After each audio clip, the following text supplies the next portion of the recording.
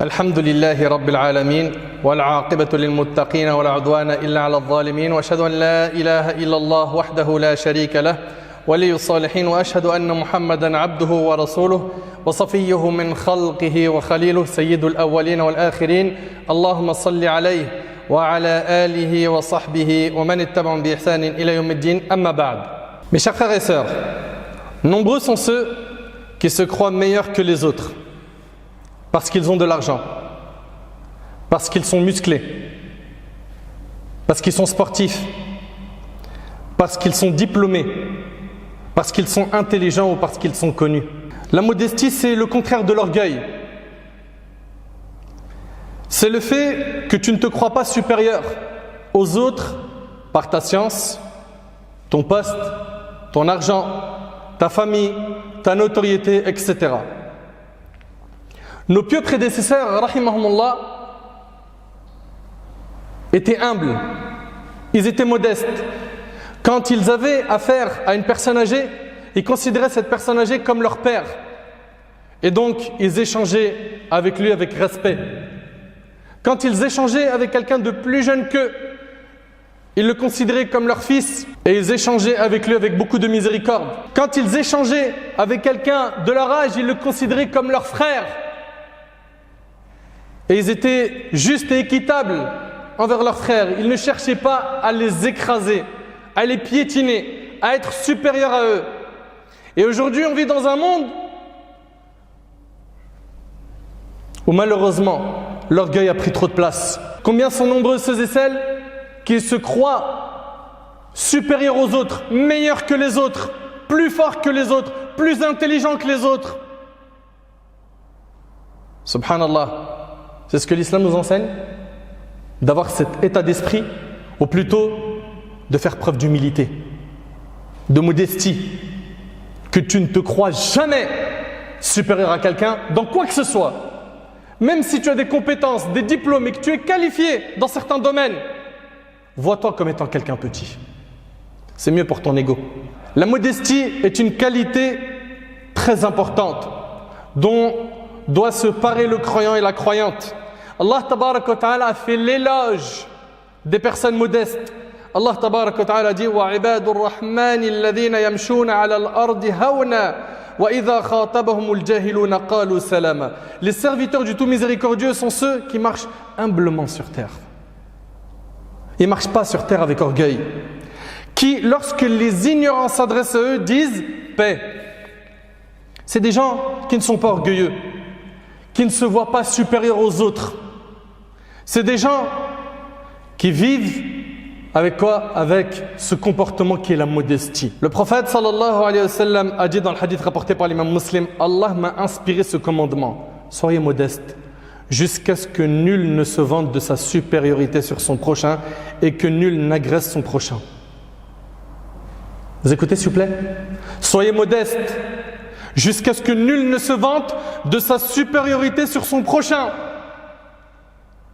On en est où nous par rapport à ces ordres divins, à ces ordres prophétiques? On en est où? Quand toute la journée tu parles que en disant moi, je. Toi t'es qui?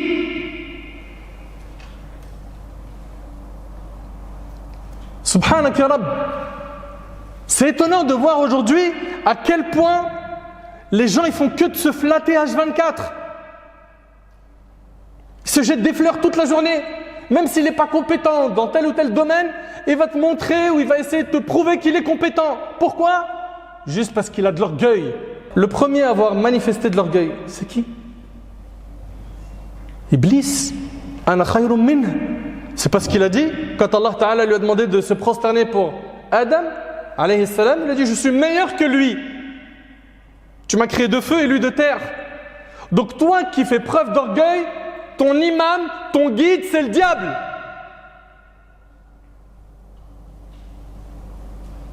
Et en tant que musulman, ça ne peut pas coller, c'est pas possible. Vous êtes des musulmans. Et en tant que musulmans, nous, on n'a qu'un seul guide, Rasulullah sallallahu alayhi wa sallam. Donc, fais le bon choix. Suis pas le diable, suis le prophète sallallahu alayhi wa sallam. Allah tabarak wa ta'ala dit dans sourate Al-Qasas, تلك الدار الآخرة نجعلها للذين لا يريدون علوا في الأرض ولا فسادا والعاقبة للمتقين. Cette demeure dernière, le paradis, si tu recherches le paradis, écoute. Cette demeure dernière, nous la réservons à ceux qui ne cherchent ni à s'élever sur terre, ni à y semer la corruption. Cependant, l'heureuse fin appartient aux pieux. Vous écoutez s'il vous plaît attentivement. Le paradis, Allah il le réserve à qui? À ceux qui ne cherchent pas à s'élever sur terre. Tu cherches à t'élever pourquoi? Pour prouver quoi? Et à qui? Mesquine que tu es. Tu fais tout ce spectacle pour que les gens disent de toi, t'es fort, t'es musclé, t'es intelligent. Mais t'as pas de compte à leur rendre le jour du jugement à ces gens-là. T'as des comptes à rendre qu'à Allah. Et t'es en train de prouver à tout le monde sauf à Allah. C'est une monsib. Et excusez-moi de lever le ton, mais wallahi, c'est mon cœur qui parle. Et si je parle avec ce ton ferme, c'est parce que je vous aime pour Allah et je veux pas qu'il y en ait un parmi vous qui soit puni yawm al-qiyamah, qui soit châtié, qui suive les pas du diable et qui finisse dans la même destination que lui. Allah Ta'ala dit Innahu la yuhibbul mustakbirin. Il n'aime pas les orgueilleux. Allah n'aime pas les orgueilleux. Casse ce kibr qui est en toi. Détruis-le, piétine-le. Fais ça pendant qu'il en a encore temps. Tu es en vie, bifadlillah. Quand tu regardes tes frères, ne te vois jamais supérieur à eux. Sois humble.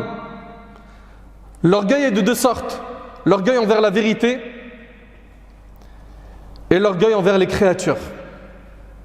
Le prophète il a dit, l'orgueil c'est le refus de la vérité et le mépris des gens rapporté par Muslim selon Ibn Mas'ud.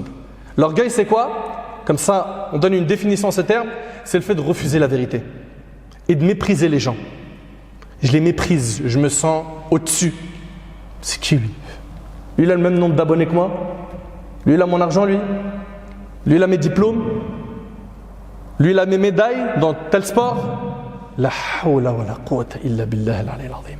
On est en train de parler d'un péché que plus d'une personne parmi nous pratique. Faut pas dire non, il parle de quelqu'un d'autre, il parle pas de moi. Il nous arrive comme ça de faire preuve d'orgueil. T'imagines, Allah n'aime pas l'orgueilleux, mais si Allah il t'aime pas, t'as tout perdu. T'as tout perdu. T'as gagné quoi? Une réputation auprès des gens? Les gens ils disent waouh, il, elle est forte. Et après? Allah tabaraka wa ta'ala n'aime pas le prétentieux, le vantard. Le prophète dans le hadith rapporté par l'imam Ahmad a dit quiconque s'enorgueillit et manifeste de l'arrogance dans sa démarche. Vous entendez? Et manifeste de l'arrogance dans sa démarche. Vous connaissez pas vous des gens comme ça qui quand ils marchent avec de l'orgueil? Certains, wallah el adim, quand tu les vois, quand ils marchent, tu te dis mais est-ce qu'il y a une caméra derrière? Je sais pas, ils tournent un clip. Pourquoi ils marchent comme ça? Pourquoi? Quiconque s'enorgueille et manifeste de l'arrogance dans sa démarche rencontrera Allah alors qu'Allah sera en colère contre lui. Allahu Akbar. Allahu Akbar. Selon Abdullah ibn Mas'ud radiyallahu anhu, le prophète a dit dans le hadith rapporté par Muslim, et écoutez bien s'il vous plaît, il a dit alayhi salam, n'entrera pas au paradis celui qui a dans son cœur le poids d'un atome d'orgueil. Pas 1 kilo d'orgueil, pas 1 tonne d'orgueil. Un atome, ça se voit même pas à l'œil nu. Il n'entre pas au paradis celui qui a un atome d'orgueil dans le cœur. On vous l'a dit, l'orgueil c'est quoi? Tu lui dis une vérité, il refuse. Et il se croit au-dessus des gens, il les méprise. C'est qui lui? C'est qui elle? Et selon Amr ibn Shu'aib, selon son père, selon son grand-père, radiyallahu anhu an jami' as-sahaba, le prophète a dit, les orgueilleux, écoutez attentivement s'il vous plaît ce hadith, les orgueilleux seront ressuscités le jour de la résurrection sous forme humaine, faisant la taille d'une fourmi. Allahu Akbar. Allahu Akbar. Les orgueilleux seront ressuscités le jour du jugement sous forme humaine, faisant la taille d'une fourmi. Ils se prenaient pour un grand. Yawm al-Qiyamah, il fait la taille d'une fourmi.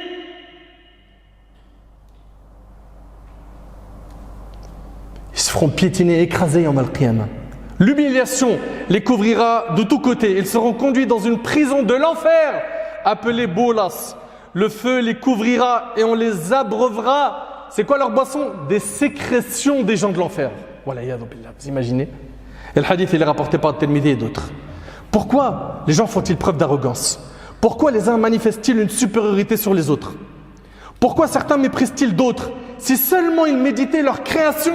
قال تعالى, Allah tabarak wa ta'ala dit الذي أحسن كل شيء خلقه وبدأ خلق الإنسان من طين ثم جعل نسله من سلالة من ماء مهين. Médite sur ta création, toi qui es orgueilleux. Médite. Allah Ta'ala dit, il a commencé la création de l'homme à partir d'argile. C'était de la terre. Puis il tira sa descendance d'une goutte d'eau vile. D'une goutte d'eau vile. L'éminent tabi'i, Mutarif ibn Abdullah al-Shikhir, vit un jour Al-Muhallab, l'un des plus grands généraux de l'armée. Il marchait avec arrogance. Il lui fit une remarque et lui recommanda de changer de démarche en lui disant « Allah n'aime pas cette démarche ». Al-Muhallab lui dit alors, et écoutez sa réponse s'il vous plaît, il lui a dit « Ne me connais-tu pas ?» On entend encore cette phrase ou pas? Oui ou non? Ne me connais-tu pas? On en a comme ça. C'est pas chuki moi? Subhanallah. Regardez ce qu'il lui a dit. Ce grand tabi'i lui a dit quoi? Il dit « Oh que si, je te connais comme je connais ton début et ta fin. Ton début est une goutte de sperme malpropre. Ça c'est ton début. Et ta fin, une charogne répugnante. Et entre les deux, tu portes en toi de l'impureté. Voilà qui t'es. Voilà toi qui es orgueilleux, qui tu es réellement. Ton début est une goutte de sperme malpropre, ta fin est une charogne répugnante. Et entre les deux, tu portes en toi de l'impureté. Et certains, malheureusement, ils ont tout misé sur l'apparence. À l'intérieur, leur cœur, c'est des coquilles vides. Pourquoi? La ya'rifun Allah, la ya'budun Allah, la yuqaddirun Allah. Ils n'adorent pas Allah, ils ne vénèrent pas Allah, ils ne connaissent pas Allah. Le prophète sallallahu alayhi wa sallam, il nous dit, et ça c'est pour qu'on change les définitions qu'on a. Écoutez attentivement s'il vous plaît ce hadith. Selon Abu Hurayra radiyallahu anhu, le prophète sallallahu alayhi wa sallam a dit, sûrement l'homme corpulent, une personne corpulente viendra le jour du jugement, n'ayant pas chez Allah le poids de l'aile d'un moustique. Il vient, tabarakallah, un physique, un vrai, comme on dit aujourd'hui, une armoire à glace, costaud, il est grand. Et écoutez bien, il n'a pas chez Allah le poids de l'aile d'un moustique. Pourtant, quand il marche, il est impressionnant. Physiquement, waouh! Ce hadith montre que si tu es d'une forte corpulence et que tu n'as pas de relation avec Allah, sache que malgré ton poids, tu ne pèseras pas auprès d'Allah l'aile d'un moustique. L'aile d'un moustique. Et je pense surtout à qui? À certains de nos frères qui vont à la salle de sport. C'est pas interdit, il n'y a pas de problème. Et c'est bien le sport, on en a besoin. Entretenir le corps, c'est quelque chose de très important.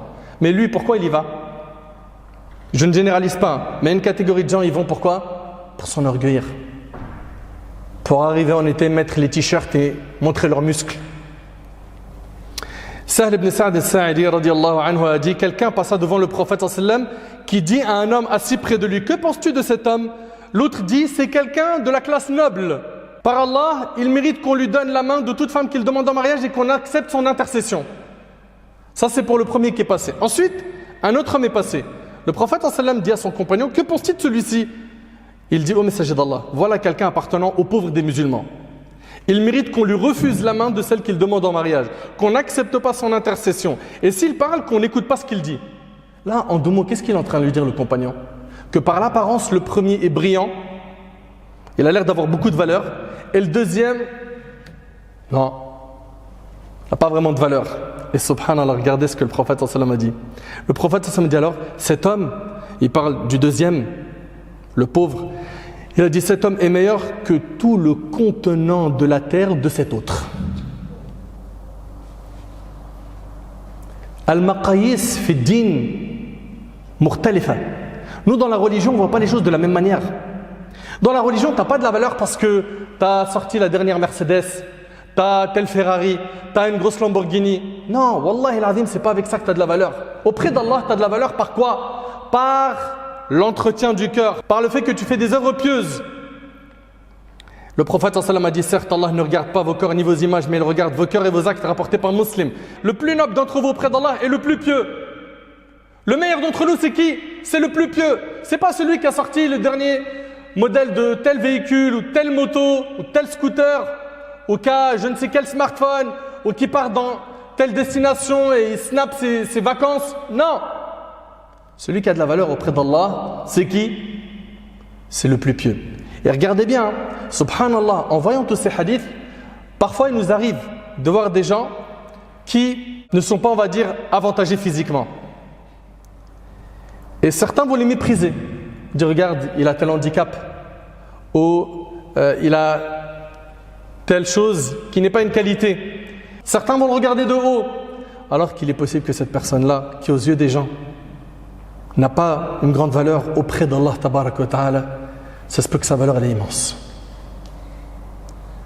Sachez, ahbab al-kiram, qu'Allah tabaraka wa ta'ala ne regarde pas nos corps, il ne regarde pas notre couleur, il regarde le jour du jugement nos cœurs et nos actes. Certains vont s'enorgueillir par leur famille, mais un jour ta famille va mourir, tu seras seul, et le jour du jugement tu vas être ressuscité, tu seras jugé seul. Pense-y. Selon Abu Hurayra radiyallahu anhu, le prophète sallallahu alayhi wa sallam a dit, celui qui ne s'élève pas par son propre labeur, ce ne sont pas ses origines qui vont l'élever. Allahu Akbar. Et c'est rapporté par l'imam Muslim. D'autres ils vont s'enorgueillir par la notoriété qu'ils ont. Un jour tu peux la perdre, cette notoriété. Cette notoriété tu peux la perdre. Et puis si tu l'as, malgré toi sans vouloir la chercher, fais dua, demande à Allah subhanahu wa ta'ala de t'accorder la sincérité. Et si ton seul objectif c'est ça, sache que tôt ou tard, toi et eux, vous allez mourir. Tu seras ressuscité devant Allah. Et tu vas redescendre de ton nuage de la notoriété yawm al-qiyamah. Ce sera terminé. Tu seras présenté à Allah subhanahu wa ta'ala seul. D'autres, ils vont s'enorgueillir par leur science, par les diplômes. Ya akhi, remercie Allah. Ma sœur, remercie Allah. Et sois humble et modeste. Le prophète sallallahu alayhi wa sallam a dit, écoutez attentivement, dans une partie du hadith, il dit chaque fois que quelqu'un se montre modeste par amour pour Allah, Allah ne fait que de l'élever davantage, rapporté par l'imam Muslim. Subhanallah, plus la personne elle est modeste, plus elle est appréciée des gens. Plus il parle avec la langue de moi, je, il commence toutes ses phrases par je, j'ai, moi. Doucement, arrête, redescends. T'es qui toi? Même si tu es plus intelligent qu'un tel, ou tu es plus fort que lui en sport de combat, ne le dis pas. Et justement, les personnes humbles, tu les vois, subhanallah, elles sont discrètes. Il est effacé. Ça se trouve, il connaît une réponse religieuse qu'on est en train de chercher dans une assemblée, il est comme ça. Il baisse la tête, il ne parle pas. Il n'est pas là à vouloir étaler sa science, à montrer ses muscles. On vit trop cette époque, malheureusement. Ça, c'est contraire à ce que nous enseigne notre religion. Le fait de vouloir être supérieur aux autres, c'est contre notre religion. Dans le hadith d'Ibn Majah, selon Abu Mas'ud radiyallahu anhu, un homme avait l'intention de parler avec le prophète sallallahu alayhi wa sallam. Et il a commencé à trembler. Il était paniqué par la gravité de son éminence sallallahu alayhi wa sallam. Le prophète lui a dit Hawwin alayka nafsak fa inni lastu bimalikin innama ana ibn imra'a kanat ta'kulu al-qadid. Il a dit calme-toi, je ne suis pas un roi mais le fils d'une femme qui mangeait la viande asséchée. Subhanallah, le prophète sallallahu alayhi wa sallam kana mutawadi'an. Il était modeste fi da'watihi ma'an nas. Quand il appelait les gens à l'islam, il passait auprès des enfants, il les saluait. T'imagines, le prophète avec ses responsabilités, avec son rang élevé auprès d'Allah, il passe à côté des enfants, il les salue, comme c'est rapporté par Bukhari et Muslim. Il arrivait souvent, c'est rapporté par le Bukhari, écoutez, que la petite fille à Médine lui prenne la main et elle l'emmène ainsi là où elle voulait et il la suit. T'imagines une petite fille, elle vient prendre ta main, elle te dit viens avec moi et elle part avec toi. Tu vas lui dire il est où ton papa? Tu vas où? Ma petite fille reste ici, je suis pressé. Le prophète sallallahu alayhi wa sallam, avec toutes les responsabilités qu'il avait, quelle modestie, subhanallah. La petite fille, elle le prend par la main, elle l'emmène et il va avec elle, alayhi salatu wassalam. Al-Aswad ibn Yazid radiyallahu anhu, il rapporte, on demanda une fois à Aïcha radiyallahu anha ce que faisait le prophète sallallahu alayhi wa sallam à la maison. Elle dit, il servait sa famille et quand venait l'heure de la prière, il sortait à la mosquée rapportée par le Bukhari. Écoutez bien, il servait sa famille. Subhanallah. Dans un autre hadith, le prophète sallallahu alayhi wa sallam, il dit, Allah n'a pas envoyé un seul prophète qui n'ait gardé les troupeaux en tant que berger. Ses compagnons dirent, et toi aussi, il dit, je gardais les troupeaux des Mécois pour quelques pièces d'argent rapportées par le Bukhari. Al-Hafidh ibn Hajar rahimahullah, il dit, parmi les sagesses de cet acte, c'était qu'Allah subhanahu wa ta'ala voulait quoi? Éduquer les prophètes à la modestie. À la modestie, alayhim salam. Le prophète sallam, une fois, on lui a dit, oh toi le meilleur des hommes. Il a dit non, le meilleur des hommes c'est Ibrahim alayhi salam. Allahu Akbar. C'est lui le meilleur des hommes, mais il était modeste. Il dit le meilleur des hommes. Il a dit Vaka Ibrahim alayhi salam. Et il disait alayhi salatu wassalam, ne me préférez pas à Yunus, fils de Matta, le prophète Yunus alayhi salam. Subhanallah, et nous aujourd'hui on a du mal aujourd'hui. On a du mal aujourd'hui à être modeste. On veut à tout prix écraser les autres, montrer qu'on est meilleur que les autres. On rapporte d'Abu Hurayra radiyallahu anhu qui disait à propos de la femme qui balayait à la mosquée. Un jour, le prophète sallallahu alayhi wa sallam a demandé après elle, on lui répondit elle est morte. Une femme qui balayait à la mosquée. Le prophète sallallahu alayhi wa sallam a dit pourquoi m'avez-vous pas informé? C'est comme s'ils avaient minimisé sa mort. Alors, le prophète sallallahu alayhi wa sallam leur a dit emmenez-moi à sa tombe, ce qui fut fait, et il pria pour elle. Sallallahu alayhi wa sallam, c'est rapporté par Bukhari Muslim. C'est une personne qui nettoyait la mosquée. Le prophète sallallahu alayhi wa sallam lui donnait de la valeur et de la considération. Et nous, aujourd'hui, on voit la personne qui nettoie les toilettes dans la mosquée ou ailleurs. C'est Amil Shibani. Subhanaka Rabb. Anas radiyallahu anhu, il dit, écoutez bien, il a travaillé pour le prophète sallallahu alayhi wa sallam 10 ans. Il dit, j'ai effectivement servi le messager d'Allah sallallahu alayhi wa sallam durant 10 années. Jamais il m'a dit ouf, en signe d'impatience ou de réprobation. Jamais il ne m'a dit pour quelque chose que j'avais fait, pourquoi l'as-tu fait? Ni pour quelque chose que je n'avais pas fait, pourquoi ne l'as-tu pas fait? Rapporté par Bukhari. Et Anas, c'était quoi? C'était pas un adulte à cette époque-là. Et le prophète, il était patient et modeste avec lui. Allah tabaraka wa ta'ala dit wa innaka la'ala khuluqin 'azim, et tu es certes d'une moralité imminente.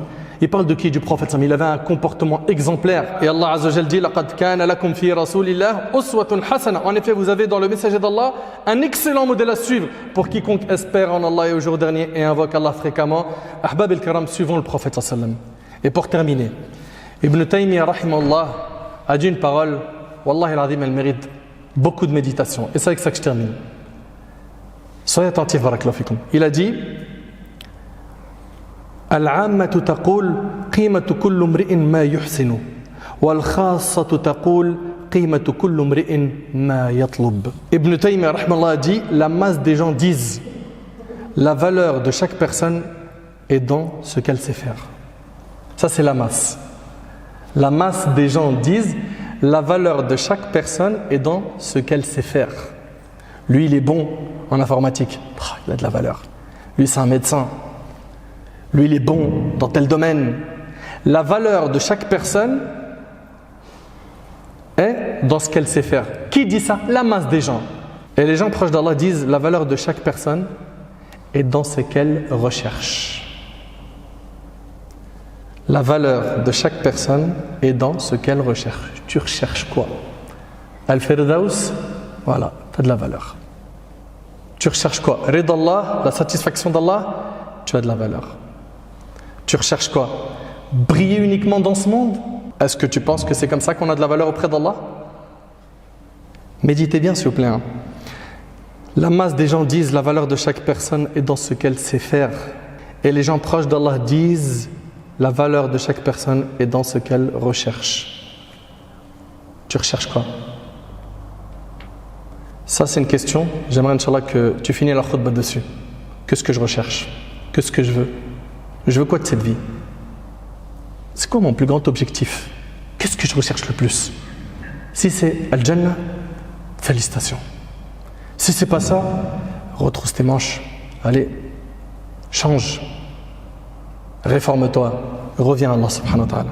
J'implore Allah subhanahu wa ta'ala de nous accorder la clairvoyance, de nous accorder la piété, de nous accorder la modestie. J'implore Allah azza wa jal de faire de nous des pieux, de faire de nous des gens plein de rahma, plein de miséricorde, de faire de nous des gens sages. J'implore Allah subhanahu wa ta'ala de nous accorder une bonne fin